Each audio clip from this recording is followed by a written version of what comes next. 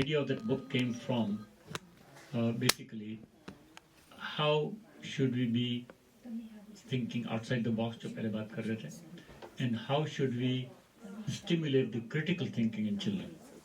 And unless we do that, we may find that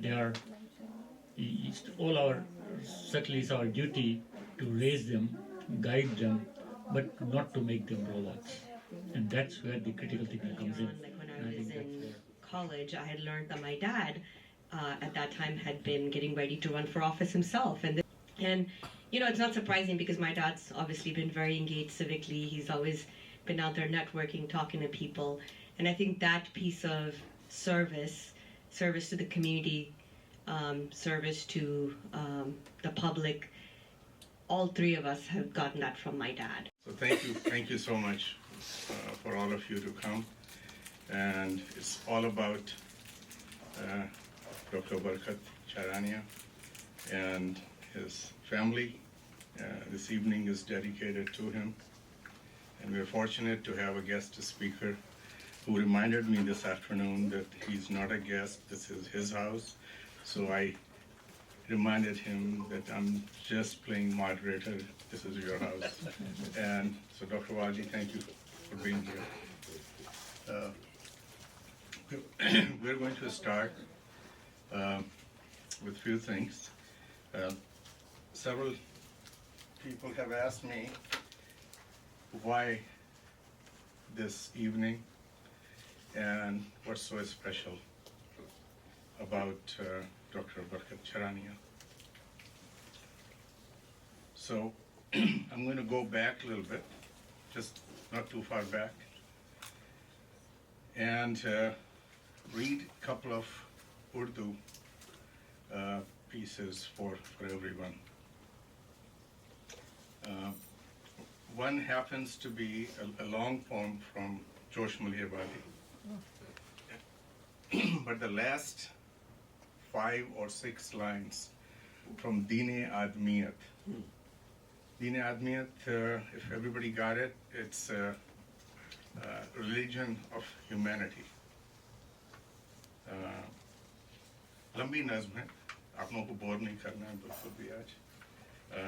थोड़ा सा उर्दू का इम्तहान ज़रूर हो जाएगा. Aziz, you are kind of looking forward to it. So, हम लोग यहाँ पे जमा होते रहते हैं. वो जो राउंड टेबल उधर देखिए आपने. That's Sugarland Book Club, called by Aziz. He started calling it Sugarland Book Club. इस नज़्म का आखिरी हिस्सा है लियास भाई. डॉक्टर साहब इजाज़त है थोड़ी सी उर्दू की. प्लीज कि उठ खड़े हों आओ तकमीले इबादत के लिए, एक नया नक्शा बनाएं आदमियत के लिए. And so I had this in the back of my mind, and then Dr. Saab said, I have a new book. And I read this book, and I read it again, and we'll get to it. एक नया नक्शा बनाएं आदमियत के लिए, आओ महफिल में जलाएं भी बसत शान फराग, नौए इंसानी की मजमूई अखुवत का चराग. थोड़ा मुश्किल हो गया, थोड़ा नहीं बहुत, अभी आसान, अगले 3 मिसरे बहुत आसान है. और कुछ हाजत नहीं है दोस्ती के वास्ते, आदमी होना है काफी आदमी के वास्ते. It's enough to be a good human being. You don't have to put all the other toppings and icing on the cake. Cake is enough. That's pretty much it. आओ वो सूरत निकालें जिसके अंदर जान हो, आदमियत दीन हो, इंसानियत ईमान. आदमियत दीन हो, इंसानियत ईमान हो. मैं शराबे वहमे आबाई का मतवाला नहीं. वहमे आबाई वाह. मैं शराबे वहमे आबाई का मतवाला नहीं, आदमियत से कोई शय दहर में बाला नहीं. There's nothing above a good human being. तो had a little bit of this in my mind. एक चीज़ और थी, एक किताब है नजूम और जवाहिर, जो साहब की रुबाई है. This will all connect to your book. And the kids are really wondering who in the world this guy is. It will all make sense to you guys. Just 2 more minutes. We will talk in English, right? Give me 2 more minutes. I can understand. You can understand? Wow. एक उर्दू वाला है बच्चा, जबरदस्त. Ask him to translate. Yeah, Ask him to translate next. it's enough. I don't want to challenge him. तो doctor साहब ये है, और इसमें आइडिया यही था अजीज, जब ये बात हुई किताब की, कि जो पेरेंट्स हैं, young parents, middle of the road parents want to be, they need to read this book. Yeah, and learn the ways, modern ways, out of the box ways, how to deal with this generation right here. तो इन 4 मिसरों के बाद उर्दू से फारिग हो जाएंगे आप लोग. बोसीदा रिवायात की हुर्मत न करो, बोसीदा रिवायात की हुर्मत न करो, तहकीक व तजस्सुस की इहानत न करो. You know, don't stop people from researching and thinking. Doctor साहब जो हैं वो कहते हैं कि आपका जो फिक्र है, जब आप सोचते हैं, तो एक्चुअली आप अपने आप से बात कर रहे होते हैं. मेडिटेशन कि अपने आप से मशवरा लेते हैं. सोच, जब आप अकेले में बैठ के कुछ सोचते हैं, it's like man in the mirror conversation. दीने आबा भी तुमको लाहक हो जाए, यस भाई, दीने आबा भी तुमको लाहक हो जाए, माँ बाप से इतनी भी मोहब्बत न करो. तो ये बड़ी आगे वाली थिंकिंग थी जोर साहब की. 100 साल 150 साल आगे के आदमी थे. तो he said that way back कि माँ बाप का जो आपका दीन है, ईमान है, वो अपनी जगह है, but have courage to ask questions. It's okay to ask questions, and that's what this book is all about.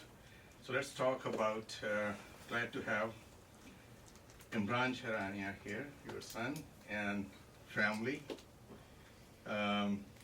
We have Selina Charania Sharif, और इसमें 2 F हैं. आज हमारी बात हो रही थी अजीज से, हमने कहा ये बहुत ज़्यादा शरीफ लगता है. फिर हमारी अफशी शरानिया मर्चेंट यहाँ बैठी हुई हैं. हमारी जो बेटी है बड़ी फ़ैन है इनकी, वर्कर भी थी इनकी कैंपेन की. So unfortunately she is sick and she is not here.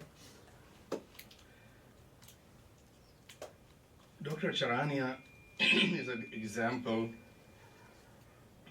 I truly never asked him his background. First time I found out about his background is when I read.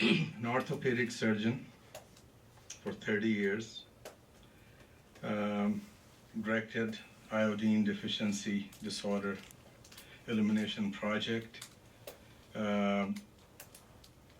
obtained law degree, read for Masters in Islamic History, completed online courses from Harvard X on Hinduism, Judaism, Christianity, Islam, and justice today. He is truly a walking, talking miracle, where you're going to find a person who had a very successful career, and after that decided, I need to know a little bit about law, I need to know a little bit about Muslim history, need to learn about Hinduism. And having learned all that, a person still can be as humble, as calm, as polite, and as good listener as he is.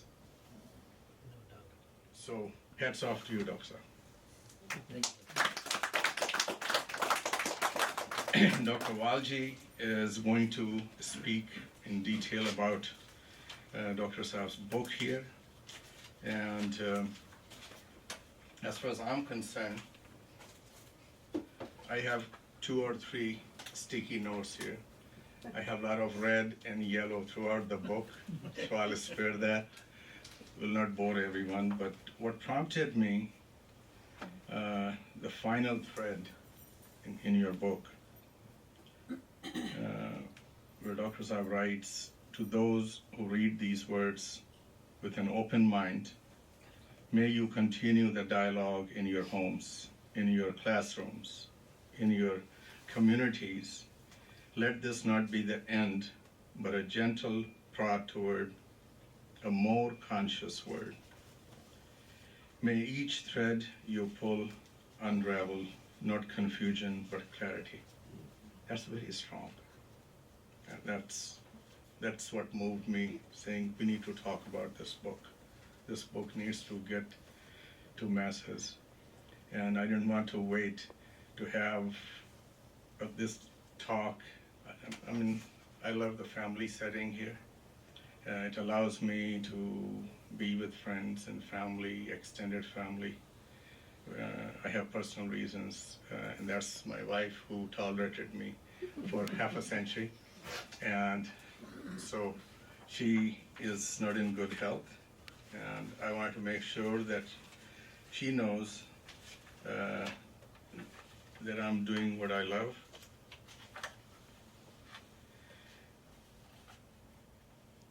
And Dr. Saab talks about not all traditions are harmful. So it's one sentence. Elaboration will come in shortly by Dr. WALJI here. There will always be those who attempt to colonize young minds with supremacist ideologies, divisive doctrines, and fear-based teachings. Nobody is doing to you guys, right? You guys are open, right? All good? Parents are calm, right? Can you give your parents a big hand? Are they listening? Are you guys asking questions? Lot of questions. Lot of questions, okay. All right, this is amazing. This is all good stuff. Anyway, this is the last part. You have a question? I have a question. Please. Do you believe in miracles? There's one sitting right in front of you. Well, why? Right here. How is he a miracle? How's the miracle? Yeah. How many people can you name? 2 people who have done everything that your grandfather has done? I don't know what he's done. Oh, I'm about to learn. Ali ke abba kahan hai? Or amma kahan hai? You guys are in trouble. Adeel sir, wo छोटी story that little girl goes to Catholic school and grandpa asked, what did you learn about Red Sea Party? Yeah, वो एक yeah. share कर दीजिए, I think it goes there. I will. Take care. Let me just do. भाई ने इतना कुछ किया तो स्टोरी तो सुना सकते हैं ना थोड़ी सी. So there was Dr. Saab. Yes, beta. You said he's a miracle, right? Yes. But all of his success came from hard work, and hard work is not a miracle. I totally agree with you. The only miracle that he has is being alive until 80 years old. Great, yes. Well, that is right.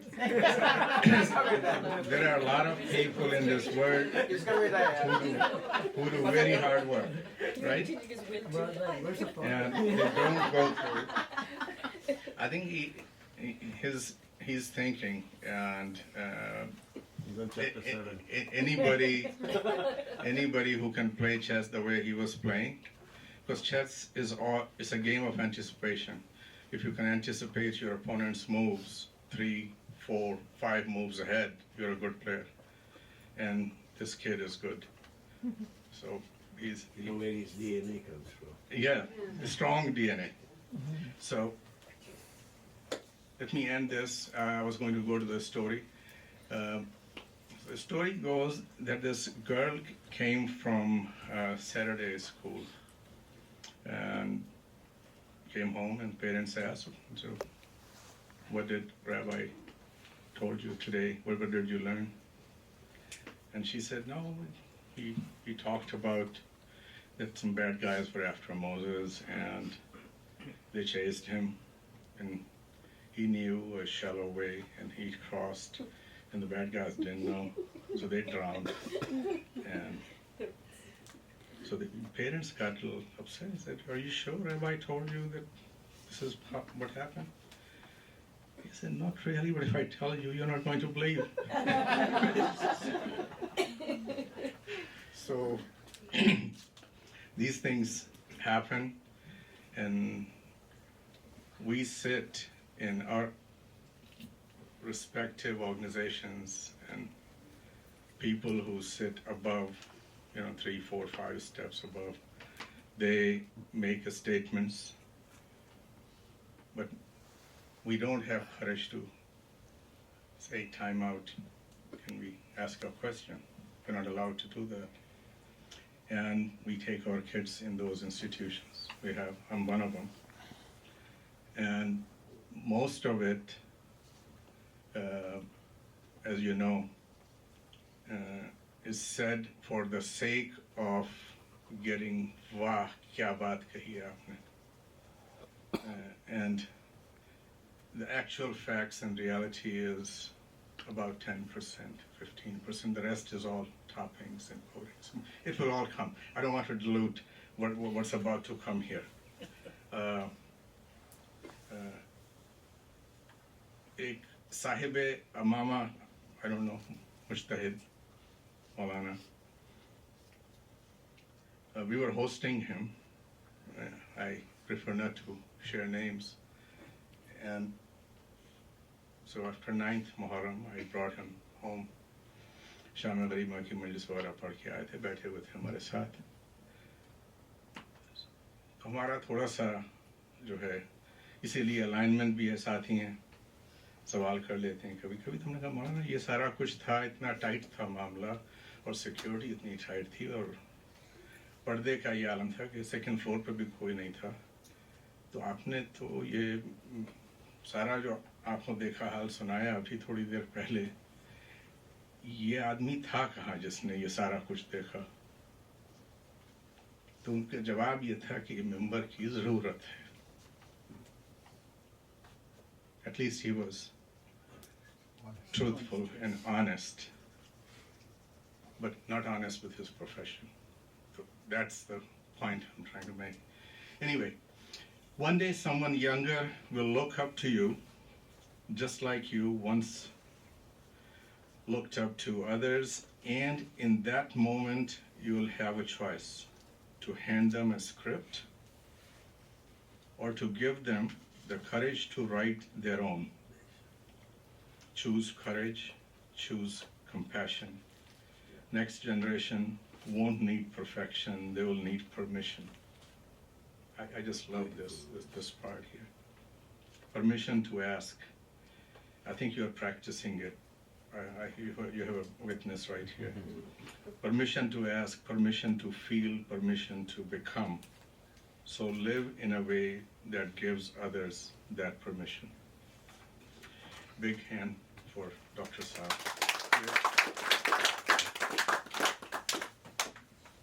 So, without any further conversation and me being here at the podium, I'm going to ask Dr. Saab to come to the podium here, and I have a few questions for you, Dr. Saab. Sure. Please. WALJI साहब No, here. नहीं, पहला तुम्हारा वाला. कोशिश करें उनको भी लाओ. This is not आपका खुतबा सदारत अभी नहीं है. पैसा ला दी. नहीं अभी खुतबा सदारत नहीं है. अभी हम इधर बैठेंगे. जी डॉक्टर साहब. जी जनाब. आपने अभी एक ग्लोबल वार्मिंग पे आर्टिकल लिखा. वो पढ़ा हमने, उसमें आपने एक टाइमलाइन दी है। उस टाइमलाइन के हिसाब से हम लोग कहाँ पे हैं, किस जगह पे हैं इस वक्त। तो ये थोड़ा सा बड़ा बच्चों के लिए भी बहुत बेहतर है, और बच्चे किसी एक एज के नहीं होते, किसी ना किसी तरह हम सब भी बच्चे ही हैं अभी तक। तो जो आपने एक टाइमलाइन दी है, ग्लोबल टाइमलाइन, उसमें and if you can weave your family background in the same one, जहाँ तक आपको याद है, grandfathers Okay, sure. From both sides. Basically खासा सारा, क्योंकि अभी टाइम है मेरे पास, जी जी कोई और काम नहीं है, बल्कि ये 4-5 साल पहले जब Parveen was not very well, I started doing all this thing. Climate crisis and global warming always intrigue me. बहुत सारी बातें आती थी। 1996 में मेरा ख्याल पहला COP कॉन्फ्रेंस ऑफ पार्टीज शुरू हुआ था यूनाइटेड नेशंस कंट्री में, and last year was the 30th, 30 साल के बाद ब्राज़ील में जो हुआ था। इतनी सारे I used to follow very very closely most of them, if not all, and I thought that's हर जगह पे 24 आवर न्यूज़ में जो आता था, उसमें छोटे छोटे टोटके आते थे, रियली डाउन टू अर्थ या डेप्थ में कोई चीज़ मिलती नहीं थी। I try to do it, और भी बहुत सारे काम थे उस ज़माने में, तो I never went into it. But in the last 3 years what I have seen is that पहले तो आपकी टाइमलाइन की बात कर रहा हूँ। If we consider the big bang that happened say on 31st of December, 1st of January of this year, or any year to that matter, Earth and the galaxies and things like that, they came into existence in September. So between January and September, there's nothing there, all gases and heat and whatever. September के बाद जब life start हुई, particularly on our planet, so somehow, as I understand from the scientists, now scientists have got all these dates very clearly written now, very clearly defined. And that also is another subject. Why now? Why not in the last few hundred years to few thousand years?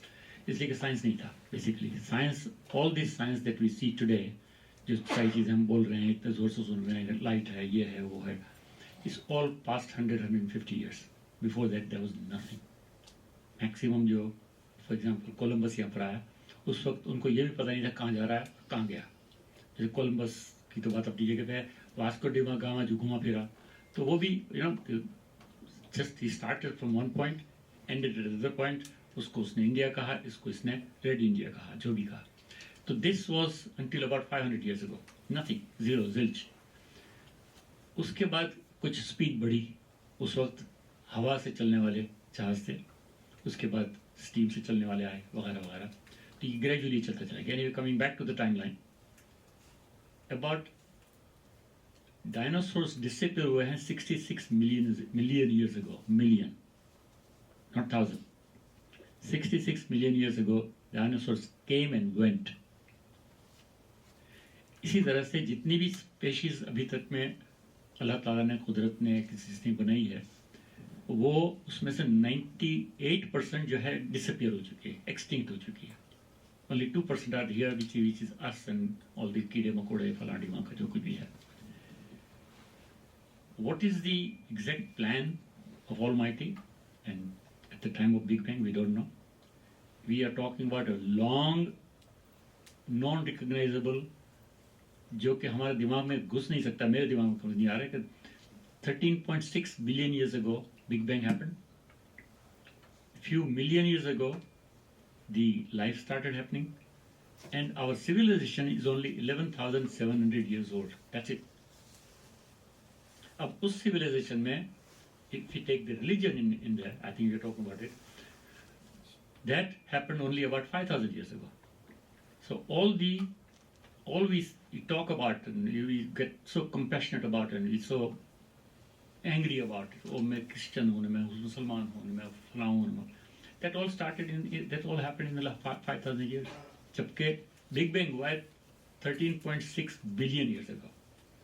उसके साथ में million years ले लें, जो कि 9 0 60 million years सारी division तो योगा रहा है, life I, and we are here, our civilization here we only 11,700 years, that's it. उसमें भी religion जिसकी हम इतने passionately बात करते हैं, लड़ने के लिए तैयार हो जाते हैं, मारने बोलने के लिए तैयार हो जाते हैं, that's only about 5,000 years old. उसमें भी Hinduism, Jainism, and then other नाम आप ले लें, उसके बाद Judaism, Christianity and Islam. Islam is only 1,400 years old. Where we are, I think these are the things to be thought about. These are the things to really think that where are we and where we have been and why are we here. Purpose of this life, I don't think anyone knows. All the scriptures, starting from Ramayana, Mahabharata, Dhammapada, Buddhism, जो यहूदियों का है, Christians का है और मुसलमानों का है, उसमें सब में बड़ी तरह से बड़े जोर से लिखा है कि ये अल्लाह ताला ने बनाया और ये होने वाला है, ये जहन्नम है और जन्नत है वगैरह वगैरह. No one has come back to tell us कि क्या हुआ. Not that I don't believe in what I believe in. I've been born into a simple Khoja family, and that was called Satpanthi Khoja. I think my father did not know probably we are Muslim even. I think that's my personal opinion. Eventually he must have known, but he was Satpanthi Khoja. It was in 1866 that somehow Satpanthi Khojas were defined by the Bombay High Court, that the person who is leading them, that is Aga Hasan Ali Shah, Imam Hasan Ali Shah, which is 47th Imam, उनके जितने भी follower हैं सारे Shia Imami Ismaili Muslim. This is the verdict that is given in the court, they are all Shia Imami Ismaili Muslim. So that's one part of it. So that is when they started knowing that they are Shia Imami Ismaili Muslim. Otherwise they were the followers of Sadruddin, Pir Sadruddin, जिनको I think वाजी साहब अच्छी तरह से explain करेंगे. And that was continuing until 1866. 1866 के बाद I think my ancestors, at least मेरे बाबा और उसके दादा, उन्होंने जाना कि तो इसमें ही मुस्लिम है. Let me give you that. I think I'll give that also. Just one more. Until the age of 8, I was in a little village called Kamlapur, and I had not seen or met anyone doing namaz. Simple. We were Ismailis only in that. Only Ismailis. When I say तकरीबन 150 मुसलमान थे, उसमें से mostly Ismaili थे, खोजा थे. इस्माइली नहीं थे, खोजा थे. इस्माइली ऑफ कोर्स हो गए थे जब तक में. खोजा थे और एक घांची फैमिली थी और एक उमर खान साहब की फैमिली थी. They were Muslims. Probably they were Sunni Muslim, I don't know. I could not really find out exactly. So at the age of 8, when I went to Ahmedabad, my sister lived in Kalupur, which is a predominantly Muslim area. तो उनके घर से जब नीचे उतरते तो सामने बिल्कुल डोर टू डोर उनका था मस्जिद थी. और मस्जिद में लोग नमाज सिजदा देते थे, रुकू करते थे वगैरह वगैरह. तो that's the first time I saw anyone doing namaz, anyone, at the age of 8, 9. So this is, this is my history. Again, right, wrong, I'm not going into it. And then, of course, I went into all these religious, comparative religious courses. And I wanted to know what is it? Who am I? Anyway, so I think I've already given you. थोड़े से अगर नाम बताते रहें जहाँ से याद है ना आपको, आपके वालिद, उनके वालिद. हाँ, yeah, that's another thing. बहनें, तो वो नेमिंग कन्वेंशन जो है वो भी आएगा इसमें. Yeah, my father's name was Nimji Bhai, pure Hindu name. His father's name was Anandaji Bhai, pure Hindu name. My mother's name was Samrat Ben, Hindu name. His mother's name was Monghi Bhai, pure Hindu name. His father's name was Chatur Bhai, all Hindu, absolutely. But somehow younger than the brothers born after my father, which is within the next 5 years, 10 years maybe, उनके नाम है हाशम और कासम, मुस्लिम. और मेरी माँ के जो छोटे भाई हैं दोनों, एक है नज़र अली और दूसरे पीर मोहम्मद। उनके बड़े भाई वो नीम जी थे, उनका भी नीम जी भाई था, उनके वालिद का नाम था तो चतुर्वेद को था। तो कहने का मतलब ये कि these are all names were all Hindu and suddenly it turned in about 1900 CE, I would say, that things started happening, and that's when we started using the Muslim name. And I think the reason was this 1866 Aga Khan case of Bombay High Court, where Satpanthi Koja were defined as Shia Ismaili Muslims. और उसके बाद चूंकि इमाम पहले कभी भी नहीं थे यहाँ पर, इमाम was never in India before that, 1840 से पहले कभी नहीं थे. और since then they were here. They in fact resided in Bombay and Calcutta and all that. And because of their presence, I suppose the जो traditions जो change होने लगी, and लोग उनके पास जाते थे नाम देने के लिए, भाई हमारे बच्चे का नाम दो, तो हिंदू नाम तो नहीं देंगे, मोहन या मगन या कोई तो नहीं देंगे, उन्होंने अपना नाम देना था मुस्लिम. So that's how it started, and then people copied, and that's what exactly happened. That's what I think personally. I think it's a good subject if anyone wants to do a PhD in this. This is a naming convention and what happened with our past names and present names. शादी कहाँ हुई आपकी, कैसे हुई?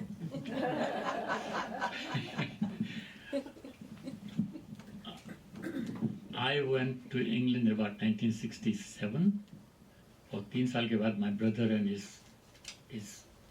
friend and the family came to England, and I had done my primary fellowship, and I was waiting to go into the final fellowship.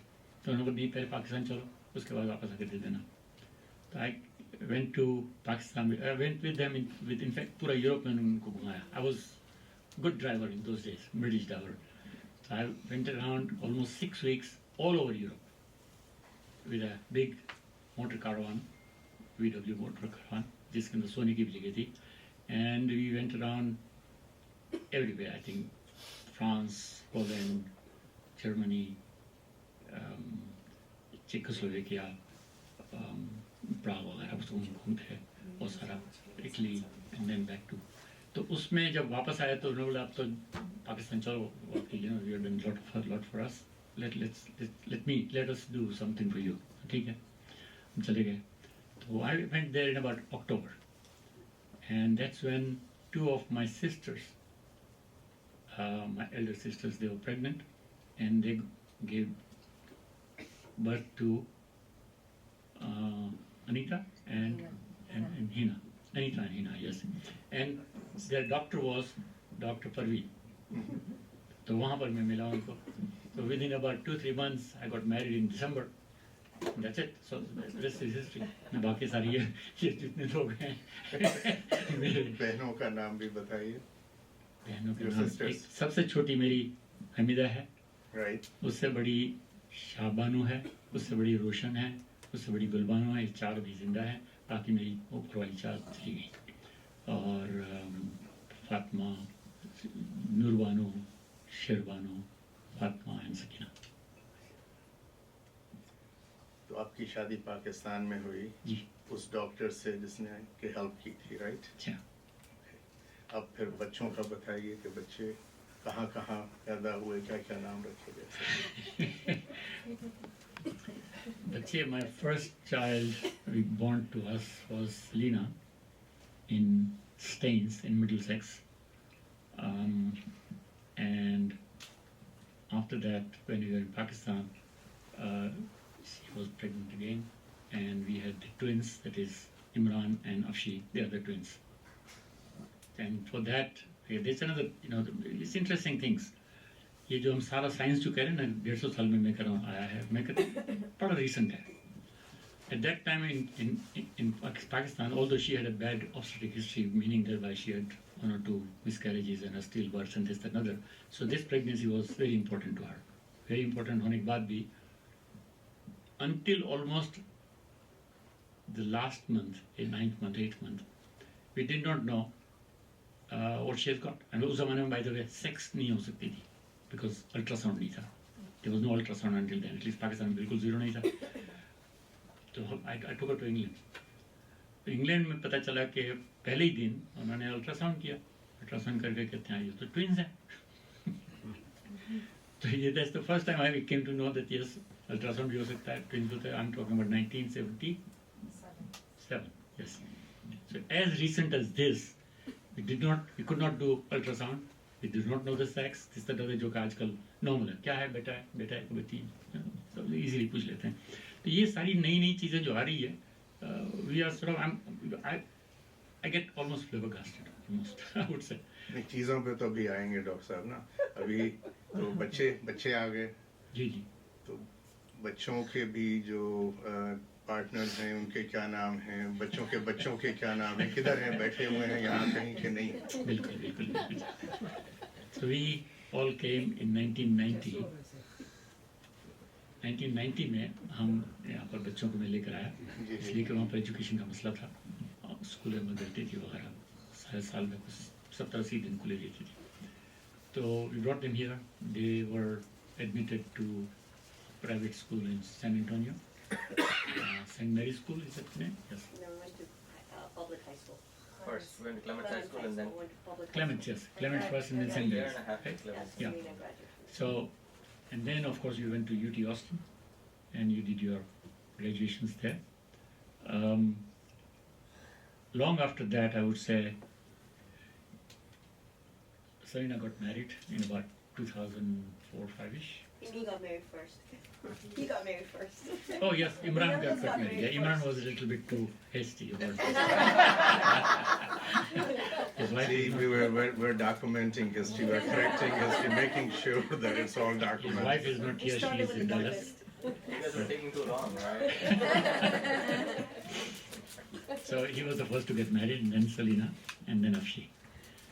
Selena with Faisal Sharif and Afshi with Murad Merchant. Imi with Reshma Banderi. इनके बच्चे कब आए, क्या नाम? Quiz. Now that's a quiz. What are the names of all the grandkids? What are the names of all the grandkids? सबसे बड़ी है jury हमारी बेटी. Dad. First kid is Zed, yes, of course. First is Zed, See, I have to Imran stand out of Kaveja, line. and then Zuri, right? Zuri, and then Nia. नहीं Haya. Mia's me. Same year, but May. Oh, and Haya is younger than. August. Okay. And then Ali. I've got 5 grandchildren, of which 3 are here. One is in Hong Kong, and one is volleyball playing. Volleyball, right? Ali had a question. He was raising his My hand. question was so long ago. So if you remember asking. I don't remember. Are you getting bored? Yeah. जी doctor साहब. Very genuine. तो बस ये I think this short history है, कोई लंबी चौड़ी बात नहीं है. हिस्ट्री है. Fact is कि yes, we all need to तो know. ये जो आपके बच्चे हैं, इन्होंने सब ने अपनी मर्जी से शादियां कर ली. Yes, Imran ने भी, Selena ने भी, और शाफी ने, तीनों भी. Yes. इमरान को तो जल्दी थी ना. That's right. So next, you got married next, right? Yes. 25, 30, 35. Oh my. All right. Doctor साहब को.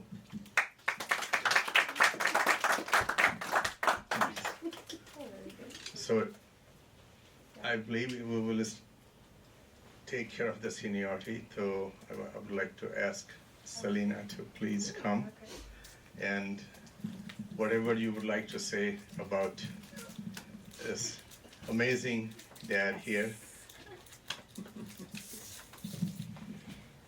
Thank you first for hosting all of us, and thank you to you You're and welcome. your wife and all of you for inviting us here today, but also in general taking such good care of our dad. I think Aziz was saying, he was really surprised that all 3 of us were like readily saying yes to whatever date he put out, and I told him I think we're all 3 of us are probably guilty of waiting until after my mom passed away to like really prioritize. I mean, I think since she's gone, like we very much prioritize whatever we can do with our dad. And I think in that we are so grateful that he has such a full set of colleagues and friends and extended family. So we are thankful to you guys. In terms of just saying a few words, I will say I am a grateful daughter because and a grateful daughter not just of my parents, but I'm one of like 40 plus first cousins and 8 popos and 6 mamus and Ataya and my Ataya's kids, like my Bobby here is here with us. We grew up with a village. It took literally, when it says it takes a village to raise a child, it did take a village to raise all of us, and my parents were both working a lot, and my Taya, I remember, my dad's older brother was a very constant, steady presence in all of our lives for so long. And I think if I think of my parents, I didn't realize growing up, but like my mom to be a gynecologist at that time, we just took it for granted. And only now as a 40, at the time, I was probably 40 before I realized, wow, that was kind of a unicorn thing for her to have been in that way, and my dad as well. But I think in terms of my gratitude as a daughter, I will say I think the biggest gift my parents have given me, and I feel this very strongly now, particularly as a mom of girls, I'm very mindful that I grew up in a very patriarchal society and in Pakistan, but I was oblivious always and still am, and I think it served me well because I think in my home I was never made to feel that I wasn't as good as or as bright as my brother or my male cousins, or that there was anything second class about me or my sister or any of our female cousins as girls. And I took it so for granted that now as an adult, like I'm so mindful what a conscious gift and how much intentionality there must have been in my parents to instill that in us, that it was okay for me to go to law school and it was okay for me to choose a partner and do whatever I wanted, and that equity I think has served at least me, and I can't speak for Afshi, but I think it's served us really well, and it's given us the comfort in being who we are, and the comfort, I hope, to be humble and very, very, very grateful. So I couldn't have asked for a better dad, a better mentor, a better family. I don't know what we did in what lifetime to deserve what we have, but shukr alhamdulillah, and we hope that our kids benefit from similar, just simple happiness in Well, life. thank you. Before you leave, here's a question. Yes. For me? Yeah. Wow. All right. Let's So go. first of all, Yes. at the beginning you said that you only started prioritizing time with him after your mother died. Yes. But doesn't one of the kids live with him? Yes, so she does, but I think we are probably all very aware, and I am with my kids as well, that living in the same household doesn't mean you're necessarily spending time together. And in order to live under the same, like life in America in particular is so pulling everyone in every direction, it's easy to live under the same roof and just spend time on your devices. Okay. I also have another question. Yeah. You said that your brother was more bright than you, right? So if he got the body, I was That's what I listening. said. You said you're not as bright as your brother and your male sibling. I said I was never made to feel. So you were actually very lucky that you're growing up here. Like you've never had to live somewhere where at every juncture you, just because you were a boy, are somehow What's a better, juncture? smarter every moment, every mile. I don't know, every What's point. a juncture? Like every Step of the way. point or step or cornerstone. So you're good, Yeah. right? Yeah. So you're very So lucky. if you have one more question, I know you have $10 over there. So, it might cost you 10. Beta, you have any questions? You're good? Yeah, I'm good. Say something. Go ahead. I have a question. Just a comment, random comment. When you come. My dada is one of the wisest people I know. Like, every time I ask him a question, he never seems annoyed to answer it. He answers it with thought and depth, and I'm grateful that I have a walking, like, know-it-all. Or not obviously in a good way. Know it all. No, that's what I said. He's a very open-minded man, and I know that's kind of rare for someone his age, but I mean, I really appreciate it.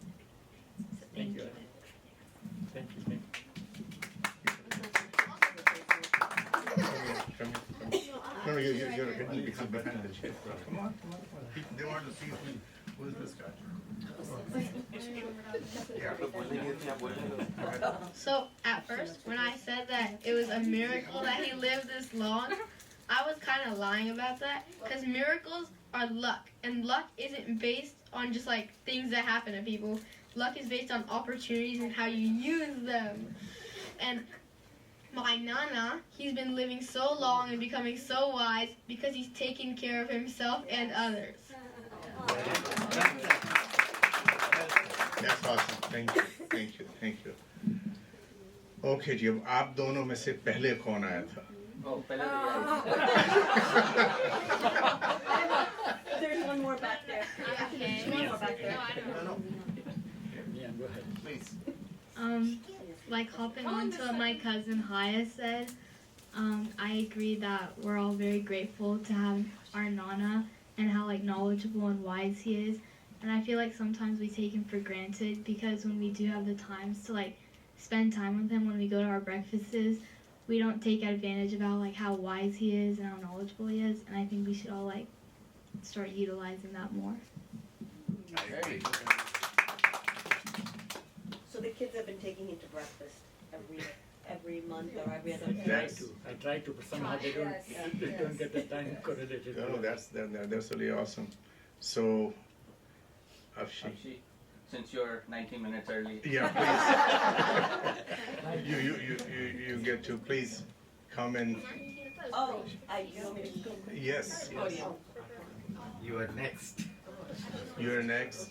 Sure. It's 19. No, she is 19 minutes early. Yes. You didn't know that? All right, Selena's a hard act to follow, by the way. And so is my son and these kids. I'm going to try.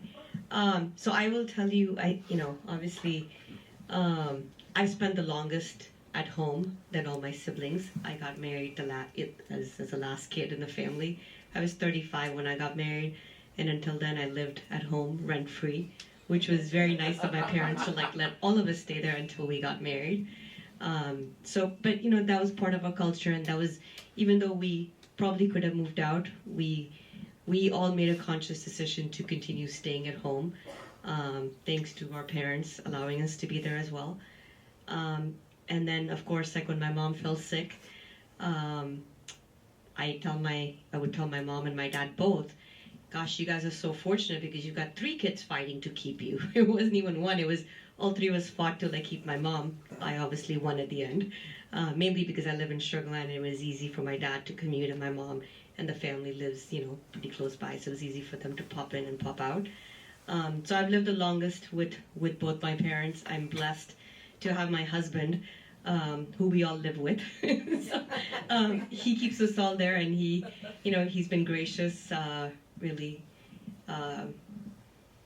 like to allow me to have the opportunity to like have my parents, who my parents are also equally open-minded, because in certain times parents feel like, okay, we need to stay with our son versus our daughter, and that's really a testament to the open-mindedness that my dad and my mom both have had, as well as my husband. So I've been blessed to really be born into one family and live into another family and be accepted as who I am. And whatever I've done in life, I've been fully supported by both my parents and my siblings. An example of that is obviously me running for office.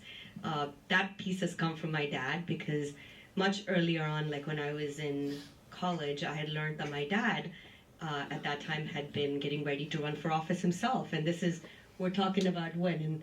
In mid-1990, late 1990, something like that. And it's not surprising, because my dad's obviously been very engaged civically. He's always been out there networking, talking to people. And I think that piece of service to the community, service to the public, all 3 of us have gotten that from my dad and my mom, because as a young person who was in Karachi, Pakistan, I remember at the age of 6, my dad traveling all over Pakistan, doing different projects, whether it was for the Aga Khan institutions or was, the external community institutions. But we've gotten our love of service really from him, and really with his support and my siblings' support, I ran for office, and not once but twice. So it's a lot for a family to like put themselves out there, and really, I may be running, but really everyone is really running, because whatever anyone talks about me, everyone else has to take the brunt of it as well. So been very fortunate to have that, and I'm blessed that my son now has the opportunity to be in the same household as my dad. And as Selena said, even though sometimes you're in the same household, you may not be present, which is, I think, what we all we strive as adults to do so ourselves, especially now in the age of social media and phones. And we're trying our best to instill that for our children as well. Thank you for like letting us be who we are and letting us turn into who we became and supporting us. Thank you. I think you can't blame because I'm too scared to even know what the question is, but go ahead. I know, Ali, it's your bedtime. By the way, that was my alarm that had gone off at 8 saying it's his bedtime. What's the best thing about your dad, and what's one thing you definitely change? What's the best thing You about... have to name something for each of them. Oh, what's the best thing about my dad is that he's so open-minded, and, he accepts people for who they are, and when he thinks that there's something we need to change about ourselves, he's very kind in how he delivers that message. And what was your next one? Like, what would I change? What would you change? I would wish that he would be the miracle who lives forever. yes. Don't we all feel that our parents were here? I meant a characteristic. Yeah. All right. So 19 minutes later, you know who followed.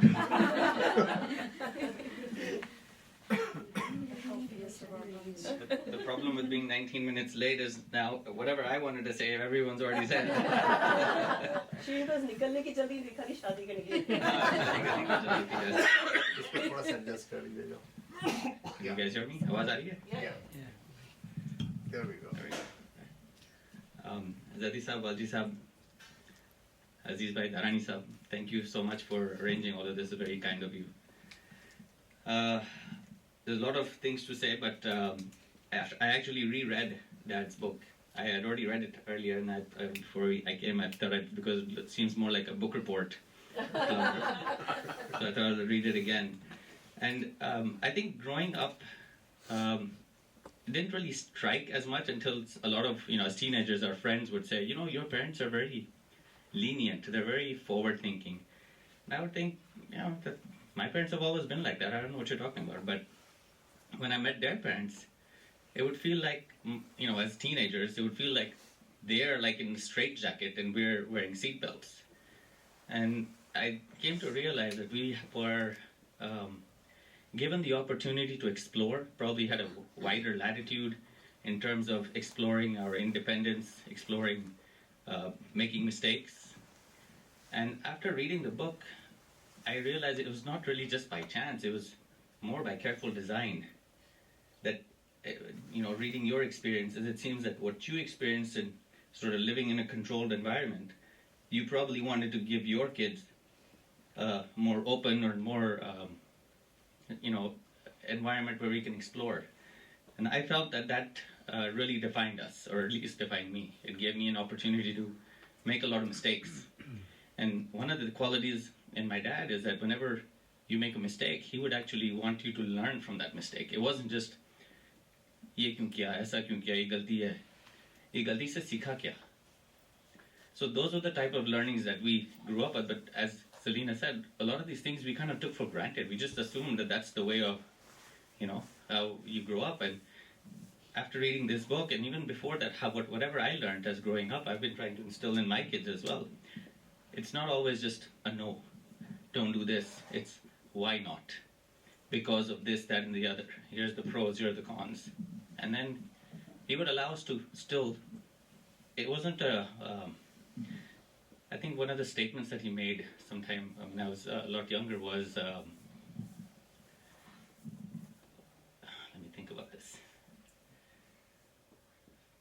What was once taboo will be tolerated. And what was once tolerated will become accepted.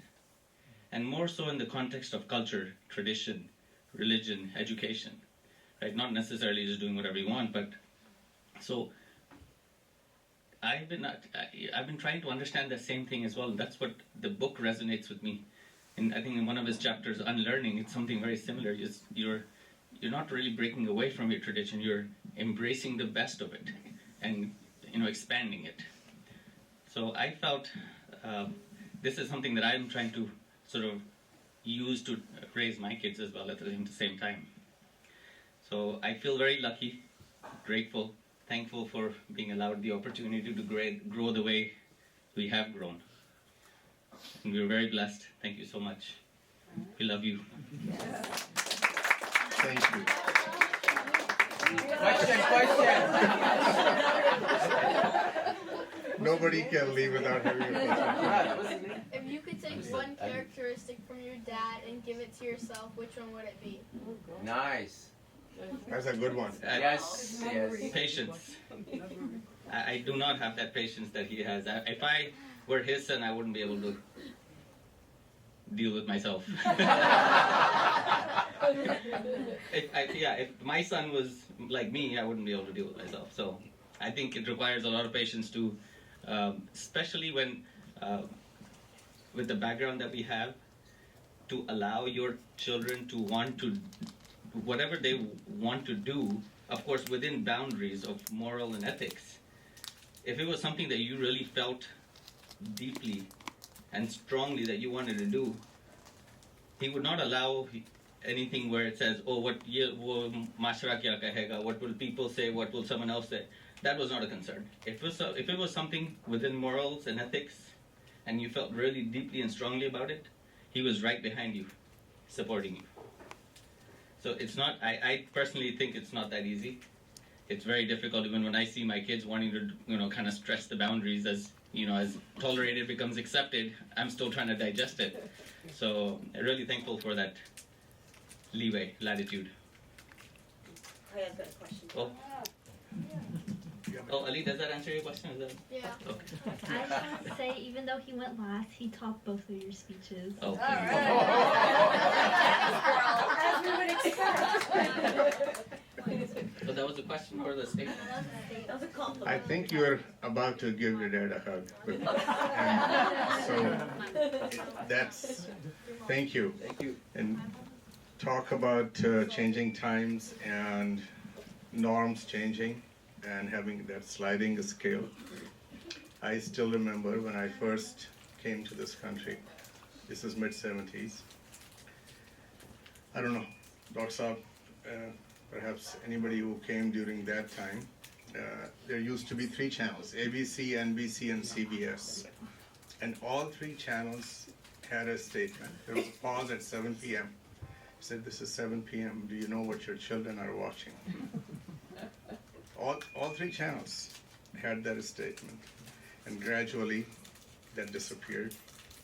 It doesn't matter now if it's 7 a.m. or 2 p.m. or midnight. So yes, the norms have changed. And what was not acceptable is widely acceptable now. And some for good, some for not so good. The other thing Dr. Saab mentioned in a timeline, just to give you a little, especially for the bright kids that we have right behind here and everybody else here. It's only 135, 140 years back when X-ray was invented. Think about it. And the person who invented X-ray, he used his wife's hand and she saw a skeleton and she got scared and she said, I have seen death. She was scared that this is something really bizarre and he should quit doing it. And now X-ray to MRI to PET scans and everything else. आसमानी आफतें आती थीं, लोग मर जाते थे, हजारों लाखों. पता चला कि pasteurized milk. That's about, 160 years back, right? 1760. Dr. Louis Pasteur, right? He's the first one who injected antibiotic. जो injection है, first person. So पिछले जो 200 साल में हुआ है, it's amazing. Yes, absolutely. I wrote for my general manager, who was John Ellman, and our controller was Glenn Kendall.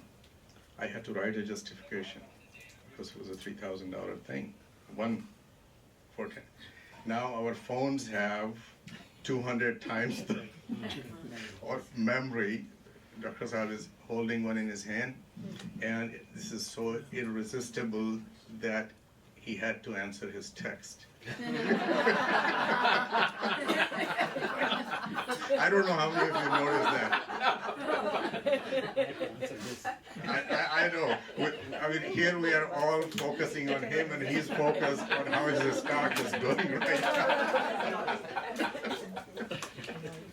So this technology is good, but it's as bad as our talking, walking miracle is attached to it. Another question. Yes. Oh my God. What's your favorite moment with my Nana that made it really memorable? Oh, I'll tell you. But this is the last one, right? Okay. For a book club. Also, I have another question. Are all my questions ruining your script? No, I don't have a script. I never have a script. You don't? You didn't practice? Nope. You sure? Mm-hmm. Never. You're not liking it, but it's great. We're loving it. So our bell rang, and it was a scheduled meeting, a Sugarland Book Club, created by Aziz. So bell rang, and I opened the door. Dr. Saab, always, as always, well dressed and all decked up, standing over there. Assalamu alaikum, Dr. Saab. And he looked at me kind of funny and said, "Am I early?" And I said, "You're talking about book club, right?" I said, "Yeah." I said, "Yeah, not too early, just about 26 hours." I came in day early. So he was a day early. And that day, he had something very, what you call spicy in the afternoon. And he said, "आ तो गया हूँ तो बैठता हूँ." तो doctor साहब बैठे उधर, हम लोग वहीं बैठते दोनों. We had a wonderful time because I was ready to make tea and all that. And doctor साहब कहने कि I have a lot of acidity right now. Do you know how to make lassi? That's the first time I ever made lassi. And so I went and I used all the yogurt that we had. I did whatever I did, but he enjoyed it. And I think you were feeling a little bit better afterwards. Yes, absolutely. Do you remember that? Great, yes, of course. Yes. So that was a very memorable thing. He asked me to make lassi out of nowhere. Zaidi sir, you were telling me the story on the way here. Yes. The same one? Yeah, the same one. And he's like, we want to be here early by 6:30, even though it's 7 o'clock. We want to be there at 6:30 to help out. And then he's like, I'm always early when I come to this place. This one time, it was 24 hours. 19 minutes early, maybe? But I think that was our one-on-one bonding time. I found out so much, and we always talk about worldly things. And yeah, we kept on talking for almost 2 hours after that. Yeah. Because I had nothing else to do. and that was after lassi. And you can be assured there was no substance in lassi. It was pure yogurt. I don't know how many of you here know that for a while when I was looking at him in different events and all that, PAGH and other events, I always looked at him and said, there are two people who are always so well dressed. They have their distinct caps and everything else. They must be brothers. And so I asked one day somebody, I said, "Are they brothers?" I said, "I don't know. You can ask." So I found out eventually that they're not brothers, but they are better than brothers, and they are related. And name happens to be हमारे Fayaz merchant भाई. Fayaz bhai, I would like you to come for a couple of minutes, please. Oh my Lord! On the book? No, nothing on book. Until now, there's We know you didn't read it. We're saving the best for the last, right here. Yes. There's no way we can end this evening without hearing from Fayaz bhai. They're always at the same table, almost dressed. टोपियाँ भी same है और हल्के सवाल करना भाई. नहीं कोई सवाल नहीं. आपसे बस ये कहना है कि जो डॉक्टर साहब के लिए आपकी फीलिंग्स हैं, जो आप कहना चाहते हैं, जो आपने अभी तक नहीं कहा डॉक्टर साहब को, वो आप कहते हैं आज. I think he's more scared of Ali than you. Doctor साहब को मैं मिला था about 40 years ago in Karachi. So it's not here, from Karachi. He had a hospital called Charania Hospital. And we had a common friend, Tariq Saeed. He was politically very active. So that's where I met him. And then suddenly I found him in Houston. So our interaction काफी पुराना है. And I always loved his wise talk. मगर wise talk के साथ, आपकी आंखें खुलती है, बत्ती जलती है. So that's the interaction I have with him, and we talk openly about everything. कोई inhibition नहीं है कि भाई ये नहीं बोलना है. इसमें क्या बोलते हैं वो intelligence का कौन सी intelligence होती है? No, emotional. हाँ, emotional intelligence का हम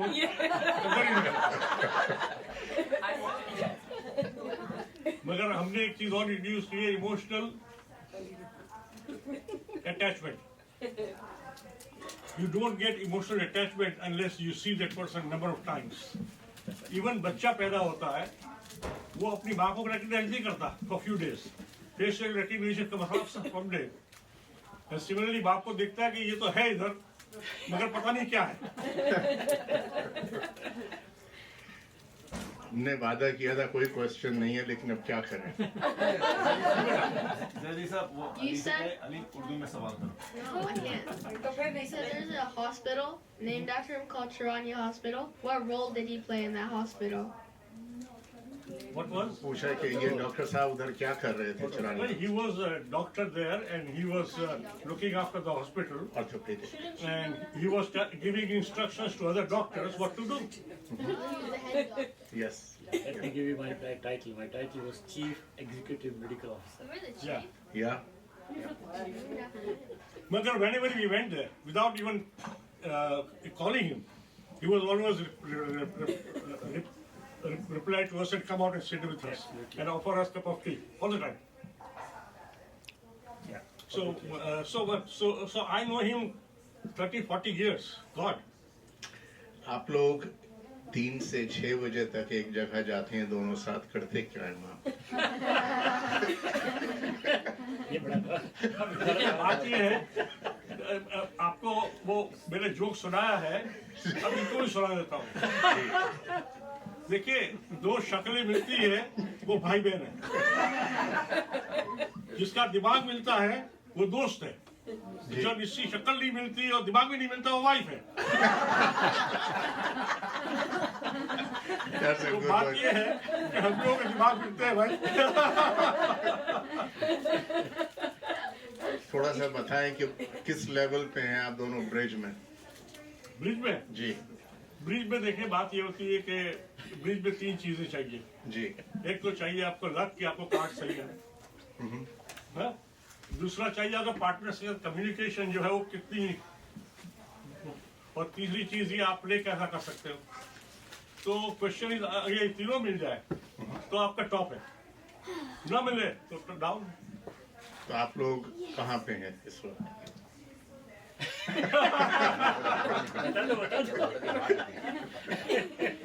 very last bridge game खेली थी उसमें हम नंबर 2 आए थे. जबरदस्त. और मैं और मेरा पार्टनर एक रीटा बेन है, we are the last, right at the bottom. But believe it or not, he is a very good player. But communication ऐसी चीज है बीच में कि you tell the cards. Yes. तो इसमें क्या होता है, like for example, I give you an example कि आप बैठे हुए आपका पार्टनर सामने है और ये ओपोनेंट है. ओपोनेंट ने कोई बीट दी है और पार्टनर ने उसका सपोर्ट नहीं किया है, सारे कार्ड उसके पास है, तो आप उधर से क्वीन चले, उसका बादशाह फंस गया. आपके पास एस है, बादशाह डालेगा तो हम एस डालेंगे.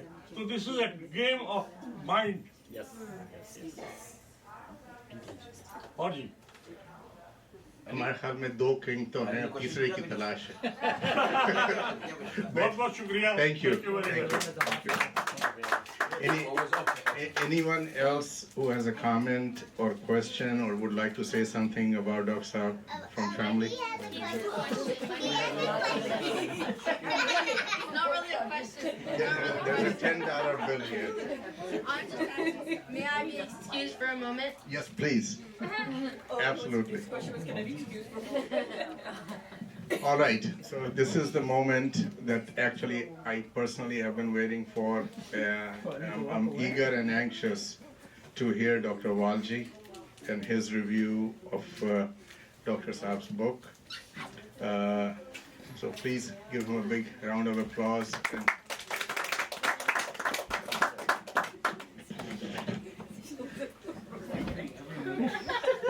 Are you hurt? More unexpected than that.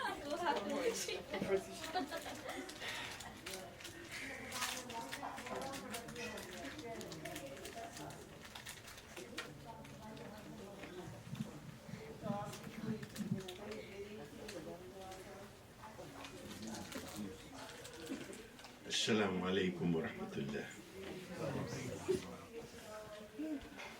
बिस्मिल्लाहिर्रहमानिर्रहीम. वो कहते हैं कि जो मज़ा इंतज़ार में है वो आने में नहीं. What you have been anticipating or expecting perhaps is an answer after all the fun that we've had. For me to present a serious review of a serious book at this graveyard shift is a bad Evening is young, Doctor. Yes. So, you'll bear with me. This may become a little less entertaining as much as it has been so far. It's been a wonderful evening. And thank you, Dr. Saib. Everybody has given their experiences as to how they met Dr. Saib.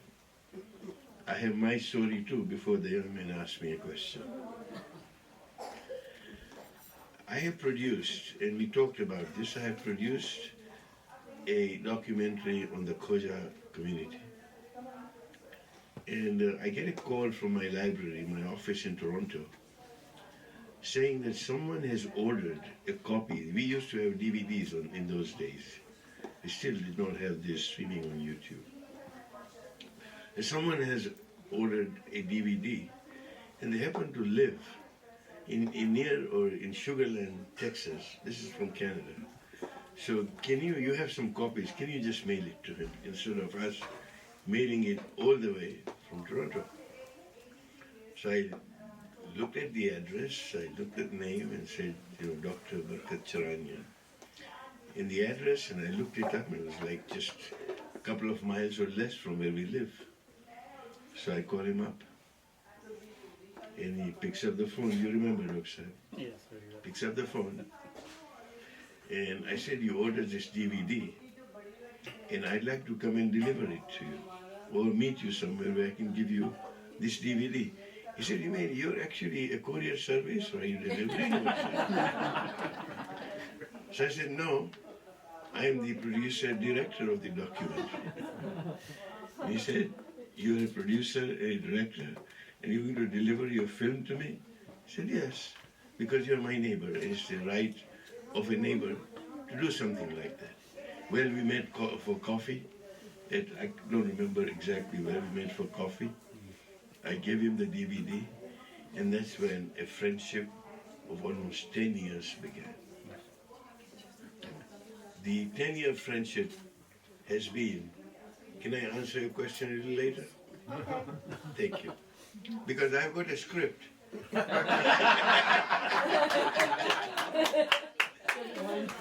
So, the 10-year journey has been a very fulfilling journey, having known him. And you know, one of the grandchildren said, I think you said it, right? That he's a Mr. Know it all. Not me. Know it all. Yeah? Hi, you said it, right? Well, with what's been described, if you look at particularly the history of Islamic history and Muslim sciences, the concept of a polymath, that somebody who was a jurist, was also a hakim, a doctor, who is also a historian, an astronomer, all in one. People like Ibn Sina, for example. These are polymaths. And this man here is indeed a polymath. One thing you forgot, Adeel Zaidi, to mention about his many talents and education that he's had. He was also a valedictorian for the Horticultural Society of Houston, so he's a master gardener as well.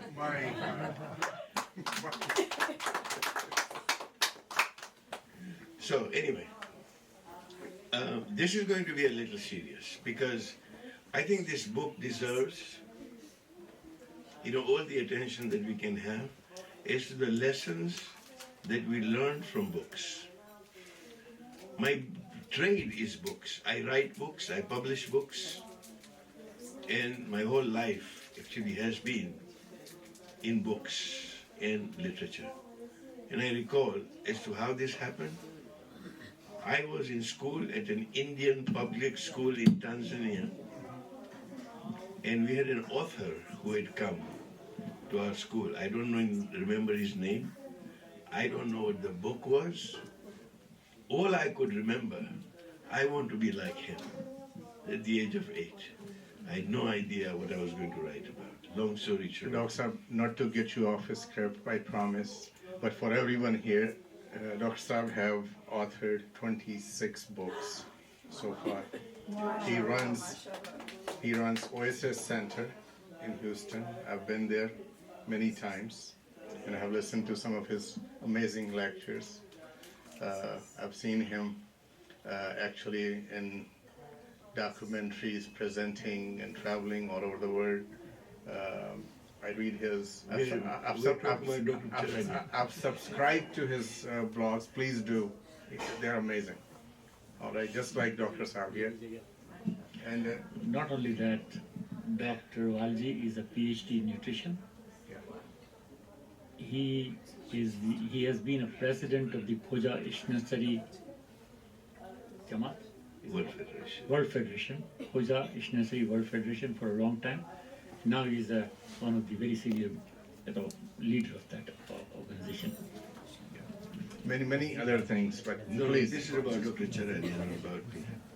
The reason is, I was talking about books is, there are many books you come across and you read them, and I read them avidly. If somebody sends me a book, in fact, every time I go somewhere, I come back with 3 different books. 3 books, somebody gives it to me, whatever. And my wife Latifa tells me that these people must think that you are so uneducated that every time somebody gives you a book. Anyway, enough about the subject. I would like to present a serious review in terms of the learning of this book, because the book deserves it, Dr. Charania deserves it, for the work that he has done and what he has put in. Let me also remind myself and you of one other thing. We don't need to now know that this man is ahead of his times. He's always been, I'm sure you can, all the children will attest to that, he's a forward thinker, but not just a forward thinker, but a visionary. A man who is ahead of his times. And I can prove it to you. I have proof. And my wife is a witness to that. It's an exact proof. when we were in a car and he was walking into an event, many events that we attend together, Latifa tells me that look at the way Dr. Charania is walking. I wouldn't have noticed it, she did. You know, he usually carries a cane.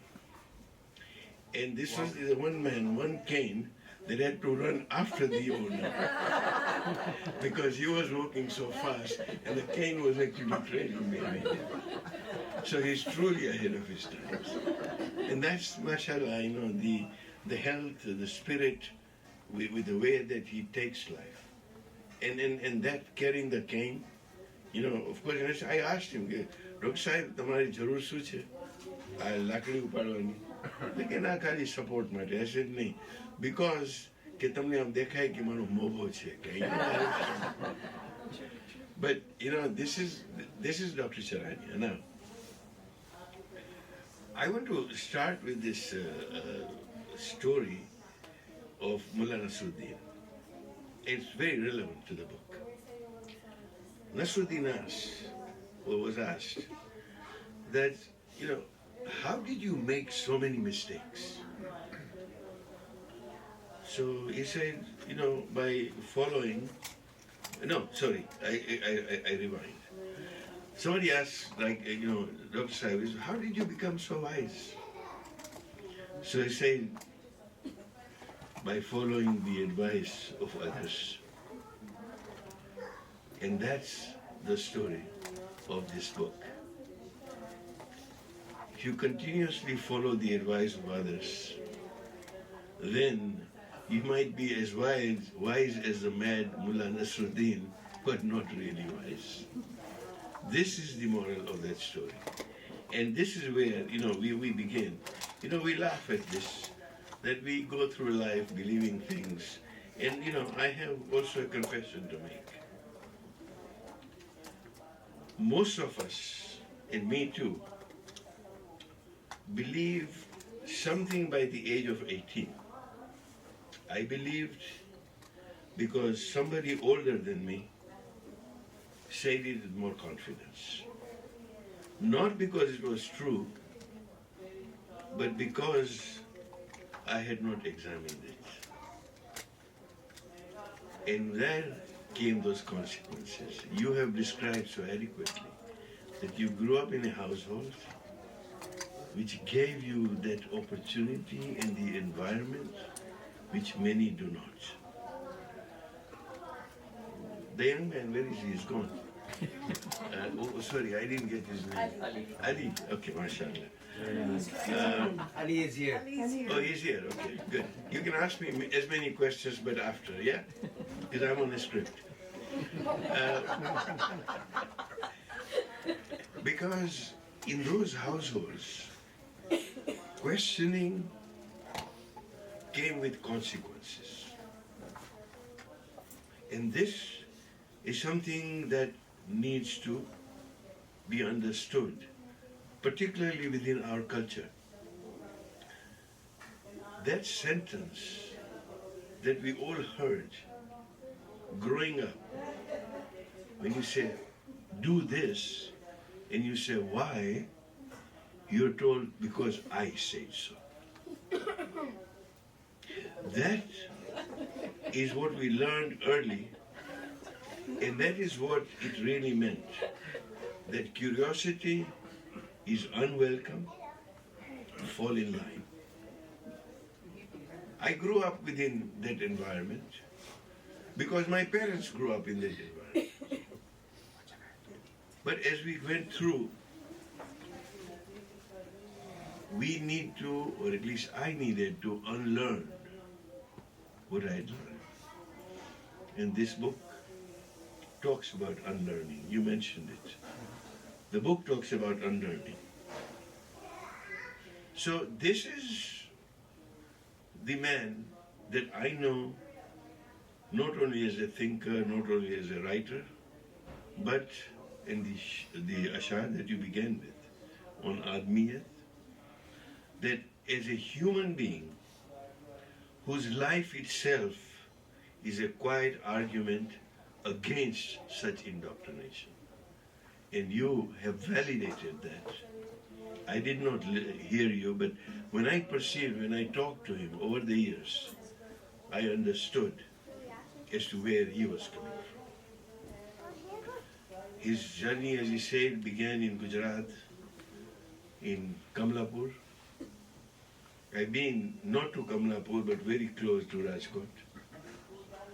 And the environment that was described in the book, there's another book coming, by the way, very soon, about his autobiography, and he describes it. See, in that place there were no grand theories, there was no polished vocabulary.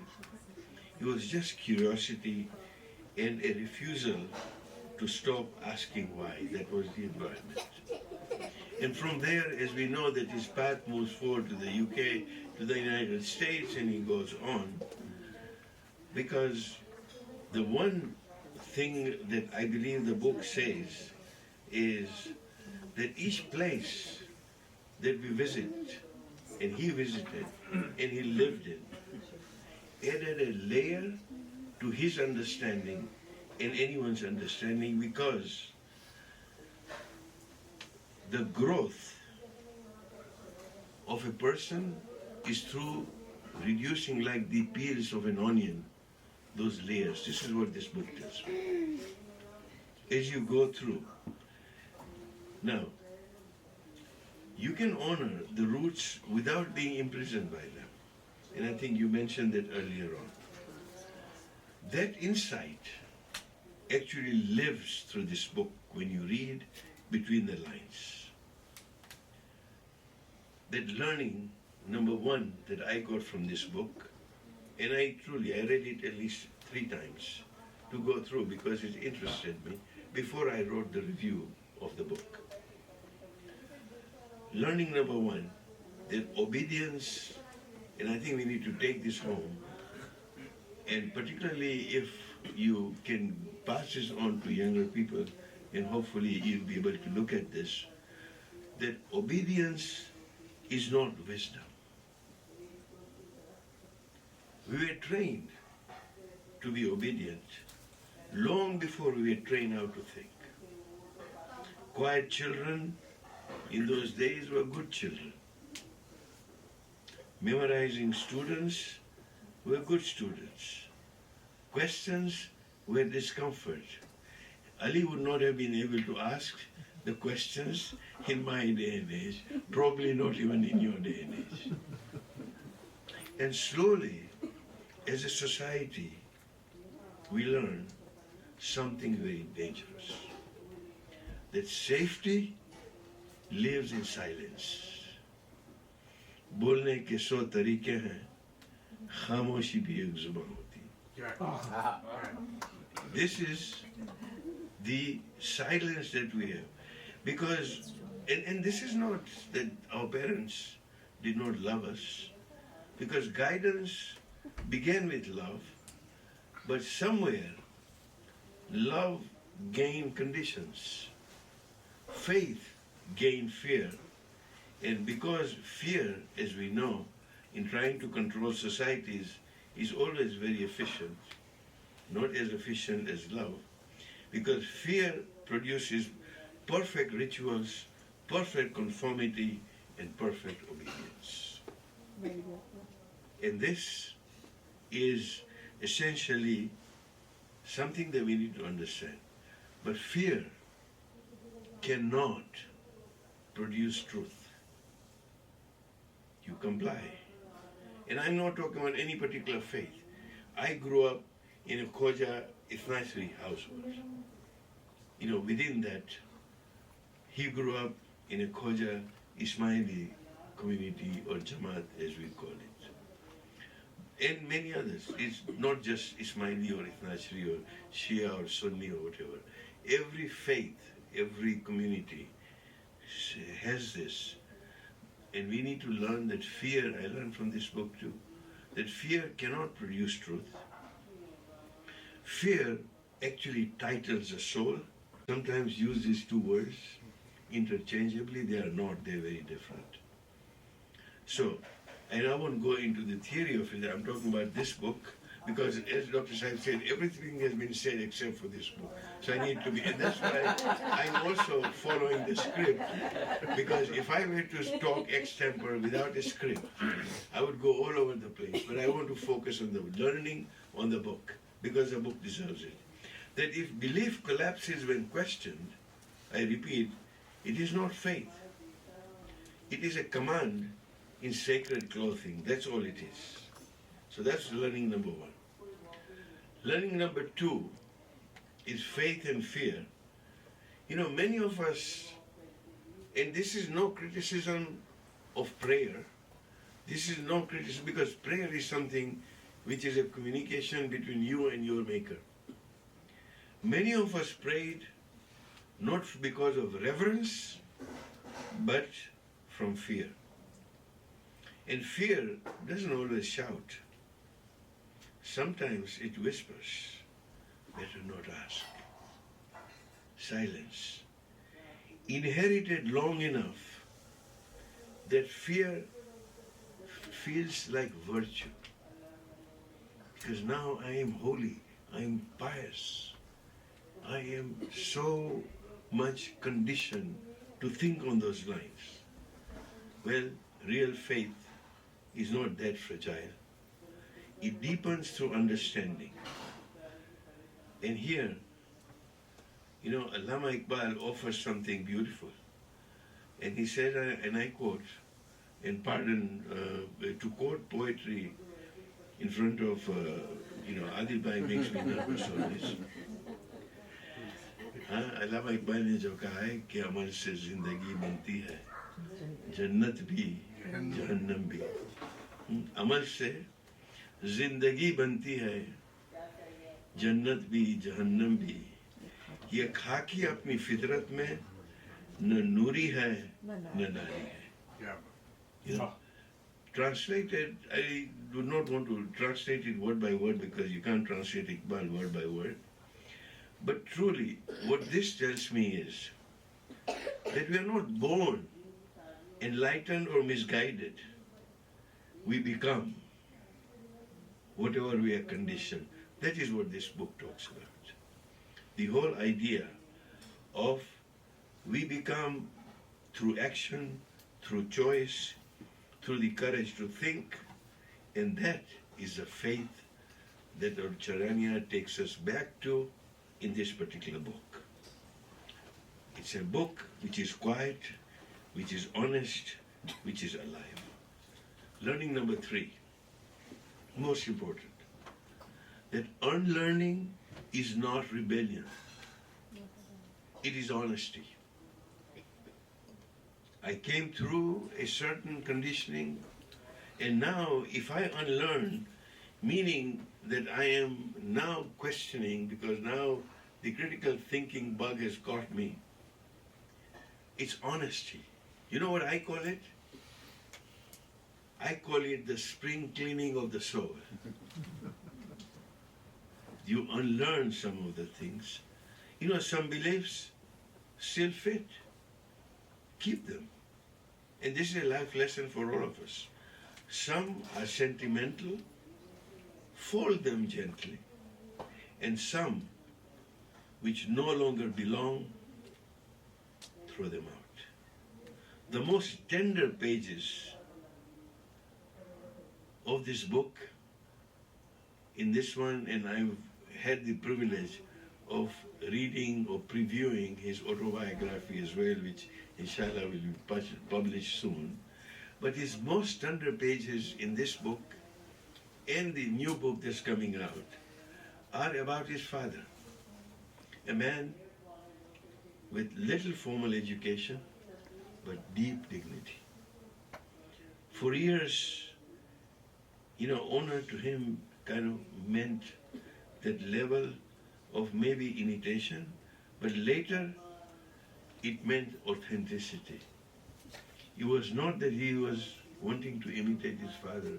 After a while, he valued this is what he writes in the book, that roots were given, as we all do, and we see a living example of Dr. Charania's children sitting here You know, those roots have been given.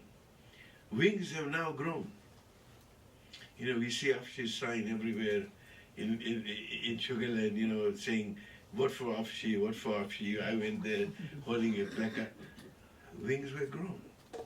This is how society develops. And here is sometimes our institutions, and I'm not criticizing any particular religious institution, and I've stood up. I've held the highest position in the Khoja Shia Isnasri community, and I have absolutely no compunction in saying that here is where our institutions have failed. This is what the book says. I'm aligned with that. What we did was, to the followers, to the community, we taught obedience, but not discernment. And that came through because the environments were so much in terms of, and you mentioned, you know, the idea was that you felt that the others were in a straitjacket. We felt we were wearing a seatbelt. You were fortunate. A lot of us have grown up with a straitjacket. Schools were not places of awakening. They were factories of compliance. The best students were not curious, but they were obedient. And we all graduated from the same place. Remember, we were told, underline what the teacher said so you can pass your exam. The diploma was an approval. The cost of it was a loss of curiosity.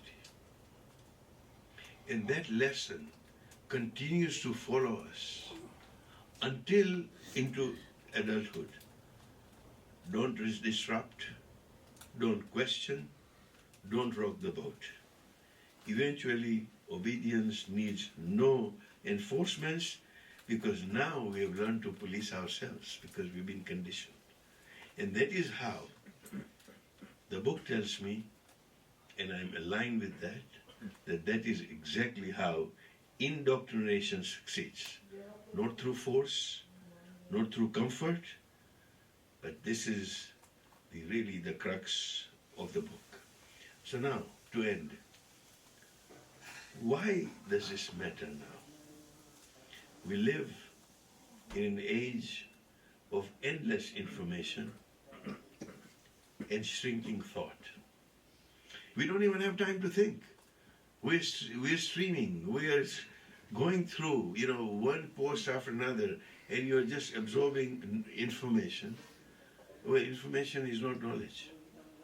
And forget wisdom, because knowledge is also not wisdom. We've got so far to go. So the idea is that we are just absorbing information. Maybe that might convert into some knowledge, but wisdom is very far away. Today, you know, algorithms that we choose can spread outrage. It speeds kind of, and the speed at which we are working replaces that reflection. Well, I can warn you, this book is not a TikTok book. You have to sit with it like good tea. It needs to be brewed correctly. It's a slow conversation over tea. Some truths require time. Some truths just dawn upon you. Well, this book will guide you to it. The closing is the dangerous question that this talk and this book is not about rejecting faith or our culture or family. It is about rescuing us from fear. And this book helps you, rescue and helps others rescue it by asking the most dangerous question that you can have, to say, why do I believe what I believe? Not to destroy the answer, but to see if it deserves to stay, and that if that question, my friends, makes you uncomfortable, good. Because that is where learning begins and the unlearning starts. And that is, what this book tells us. So, to close, perhaps the real tragedy of indoctrination is not that it teaches us what to believe, but it quietly convinces us that we are no longer allowed to search. Well, Dr. Charania spent a lifetime refusing that quiet surrender, not with anger, not with rebellion, but with courage, the quiet courage to keep asking why when silence would have been easier. And maybe that is an invitation before us tonight, not to abandon faith, but to make it worthy of us. Not to reject tradition, but to let it breathe again. Not to inherit belief, but to choose it consciously, because a faith that is chosen is far stronger than a faith that is imposed. A truth that is examined is deeper than a truth repeated, and a heart that is awake is far more powerful than a mind that is merely obedient. So if we leave with anything tonight, let it be this. My friends, have the courage to question without fear, to believe without blindness, to keep searching until you hold in your heart that it is not borrowed certainty because somebody else told you so, but it is your living truth. And when that happens, unlearning does not destroy faith, it finally sets you free. And that is a lesson from this book. Thank you, Dr. Charania. It was a brilliant book that has inspired us so. And thank you, Zaidi Saab, for the opportunity to address. और हज़रत अली का एक कौल है और ये it's an amazing thing और आपने बच्चे का नाम रखा है अली. तो हज़रत अली ने कहा कि कलाम करो ताकि पहचाने जाओ. Speak so you can be recognized. अब देखें हम यहाँ कितने लोग बैठे हुए हैं. Nobody can tell anything about any of you until you say a sentence or two loud enough. What people will learn, where you're from, where you came from, where you're going, what's your mother tongue. And if you speak a little bit more, people will get to was there any depth in conversation, so that people start assessing you, and so on and so forth. तो हज़रत अली का जो call है कि कलाम करो ताकि पहचाने जाओ. तो कलाम करने से अगर आप रोक रहे हैं किसी को, that's what this book is. कि आप बोलने दें बच्चे को. कुछ बच्चे ज़्यादा भी बोलते हैं, पीछे बैठा हुआ है. उर्दू में कहा है, अभी इतनी नहीं सीखी है उसने कि वो समझ जाएगा. तो डॉक्टर साहब एक शेर है इसके, I'm sure the article will come. अल्लामा इकबाल को आपने कोट किया तो याद आया कि रोज़े अज़ल ये मुझसे कहा जिब्राइल ने. रोज़े अज़ल ये मुझसे कहा जिब्राइल ने, जो अक्ल का गुलाम हो वो दिल न कर कबूल. So I'll leave it up to you because it's going to be pretty profound what will come out of it. ये बड़ा सिलसिला है, and we need to open our minds and continue to ask questions. I'm very thankful for Dr. Charania to give his time today. Where is Aziz? Aziz and I, we wanted to do this. And I think it's okay to speak, Aziz. Right? Yes, exactly. ताकि पहचाने जाओ तो अभी भी वक्त है आ जाओ say something come on over आ जाओ there's a microphone right here I think I'm sure doctor साहब के लिए आप क्या डॉक्टर साहब के लिए number one thing, very well dressed guy. In Jamaat Khana, when I see him, he's the most well dressed person. Everywhere else also, absolutely. And one other thing, you gave us his resume, whole biodata. One thing that you didn't know or you missed out is he also plays flute. Wow. So he learned that and he has performed that on the stage of our senior gatherings for entertainment. So that's another feature that he has, love for the love of music. Right. But he stood out. He was solo performance. Yeah. A little short story. Pre-pandemic, I was 250 pounds, and we used to gather in monthly dinners at steakhouses, and I would always see him eating grilled vegetables, nothing else. No milkshakes, nothing. We just have grilled vegetables. And he would look at me while I'm having my big banana shake. And so he one time asked me, you really gonna have the whole thing? So I said, yeah, I shouldn't. And that day I pushed that away.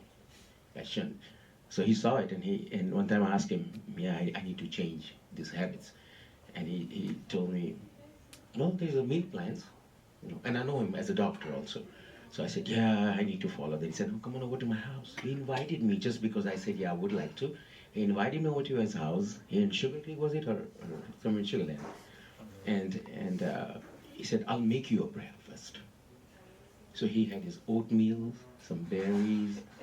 He made the breakfast for me, just wanted to encourage me. This is how it's done, and this is how you should eat.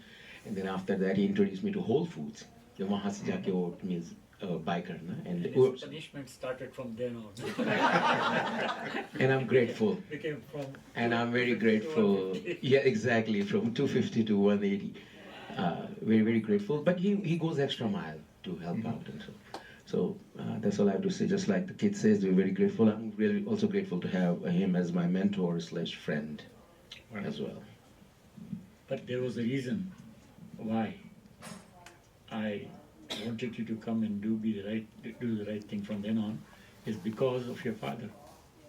His father was my class fellow in the school. Kamlapur. Yes. So there are lots of connections. जैसे फयाज भाई ने बताया ना, 40 साल पहले तारिक सईद के साथ मिले. Tariq Said was in the same building as our Charania Hospital on 7th floor. So he would have come there, and that's where we met. And इनकी wife जो थी, Yasmin, she was a very good friend of Parveen, my wife, your mother. So it's kind of, there are lots of connections of that kind, which I suppose, इससे इसके बाद ये जो book club की जहाँ तक बात है, जिसमें फयाज भाई ने और अजीज़ भाई ने और दूसरे अजीज़ भाई ने और वालजी साहब ने, that started, my entry into that started with Tahira बहन. ताहिरा बहन के साथ मैं बात कर रहा था एक दफ़ा, पता नहीं क्या पहली दफ़ा आई थी कनाडा से, तो we started talking about pain, religion, फलान दिमाग. तो I had a very simple, जो आपने मेरे ख्याल है वालजी साहब ने बताया, there are 2-3 different things in religion, every religion. One is faith, another is ritual, and third is spirituality. Faith comes because your parents have given us. Ritual, आपको सिखाया ये करो उठक बैठक करो या नीचे बैठो या ऊपर बैठो या घर में बैठो या कुछ भी करो. And then spirituality is the real essence जो कि हम सब लोग भूल जाते हैं बहुत दफ़ा, और पता नहीं कितने लोग याद रखते होंगे. I'm sure कि आप लोग सब ज़्यादा मेरे से ज़्यादा बेहतर होंगे. But that's one thing that we somehow lose. But that's again your father, that because of his love and affection and friendship and all that, from back in Karachi, from back in Kamlapur and then Karachi. I wanted you to be. I had the privilege to have breakfast. As you made. Thank you. That's right. Thank you. Thanks to your father. Yeah. Yes. Right? So this is. One thing is certain today, that whatever I have been, and my family, and my kids, in fact, and my grandkids, there's an open book from now on. Everyone knows where they were born and who was there and what do they think, and particularly Ali, with so many questions, everyone knows now what to expect. How do I say it? I entirely agree. I think this whole idea of that book came from basically how should we be thinking outside the box, जो पहले बात कर रहे थे, and how should we stimulate the critical thinking in children. And unless we do that, we may find that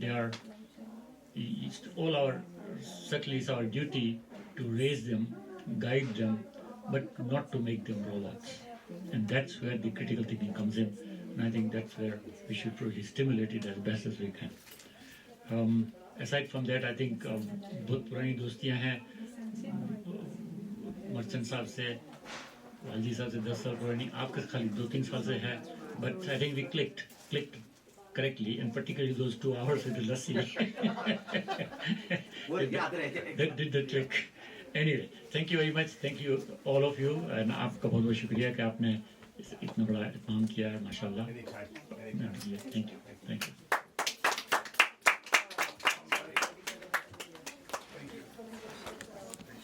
Being spiritual, यहाँ पे schooling की भी बात हुई कि उन्हें डॉक्टर साहब ने कहा था कि वालिद जो हैं वो, but he has this dignity and hardworking. I'm going to sum this up in 2 minutes. That if you start from Abraham to Moses to Jesus to ours, to Muhammad, there were common denominator in all of them.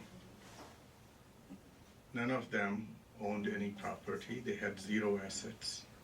Their net worth was nothing. Number 1. Number 2, they never raised themselves above. You remember wala concept है ना? ऊपर बैठ के नीचे वालों से बात करने का. They were बोरिया नशीन people, कलंदर लोग थे. They used to have conversations sitting on the floor. They were never schooled. They were people of vision. They had their vision. And one other common denominator is that they did not change. They changed people around them. They believed strongly in their message. Obviously, there's no more room to go out and say that आते हैं गैब से ये मज़ामी ख्याल में, गालिब ने तो कहा, उसने ये भी कहा कि तुझे हम वली समझते जो नबादा खार होता. तो वो दरवाज़ा तो बंद कर दिया गया, लेकिन ऐसे भी हैं अभी लोग, visionaries हैं. They're writing a book, they're sending their message constantly. It's up to us to receive that, process it, and take the best and leave the rest. इस पे ख़त्म करते हैं कि दरीदा लाख सही उसके रूबरू कर दे, न जाने कब तेरे दामन को वो रफू कर दे. ज़ुबां पे हर्फ़े दुआ रख, ये ऐन मुमकिन है, तू लब हिलाए वो तकमील आरज़ू कर. बहुत शुक्रिया सबका. Thank you so much.